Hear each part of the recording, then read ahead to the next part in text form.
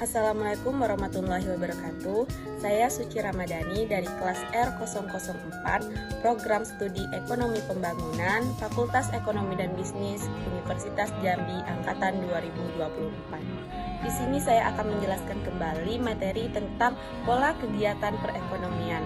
Nah, di sini saya akan menjelaskan 5 poin pada materi kali ini, yaitu yang pertama, uang perdagangan dan spesialisasi. Yang kedua, pelaku kegiatan perekonomian. Yang ketiga, sirkulasi aliran pendapatan. Yang keempat, masalah pokok perekonomian. Dan yang kelima, batas kemungkinan yang produksi. Poin pertama yaitu uang perdagangan dan spesialisasi. Uang ini adalah suatu benda yang digunakan untuk alat pembayaran yang sah. Semakin penting bagi bangsa yang nilai perdagangannya semakin tinggi.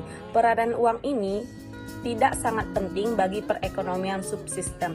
Di sini ada 2 perekonomian, yaitu perekonomian subsistem dan perekonomian uang.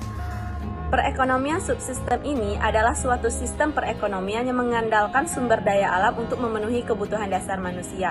Terdapat beberapa macam perekonomian subsistem. Yang pertama, peran uang tidak penting. Yang kedua, produksi untuk diri sendiri. Dan yang ketiga, teknologi yang sangat sederhana. Selanjutnya yaitu perekonomian uang atau spesialisasi produksi, yaitu suatu kegiatan produksi sesuai dengan keahlian dalam memusatkan barang atau jasa. Perekonomian ini menggunakan uang sebagai alat pembayaran perdagangan. Terdapat spesialisasi dalam berproduksi sehingga produktivitas dan produksi tinggi, terjadi surplus di tingkat produsen. Peranan uang di sini menjadi sangat penting. Di dalam pola kegiatan perekonomian terdapat pelaku kegiatan perekonomian, yaitu pertama rumah tangga, yang kedua perusahaan, dan yang ketiga pemerintah. Nah, rumah tangga sebagai konsumen dan produsen. Faktor-faktor rumah tangga yaitu tenaga kerja, modal, dan tenaga usaha. Perusahaan sebagai produsen dan konsumen. Peran-peran dalam perusahaan yaitu produsen, konsumen, dan distributor. Yang ketiga pemerintah. Pemerintah ini adalah sebagai pengendali perekonomian negara dengan membuat kebijakan ekonomi. Terdapat penggolongan perusahaan dalam industri, yaitu industri primer, industri sekunder, dan industri tersier. Industri primer ini adalah industri yang memproduksi barang tanpa diolah terlebih dahulu, contohnya pertanian, misalnya menanam padi.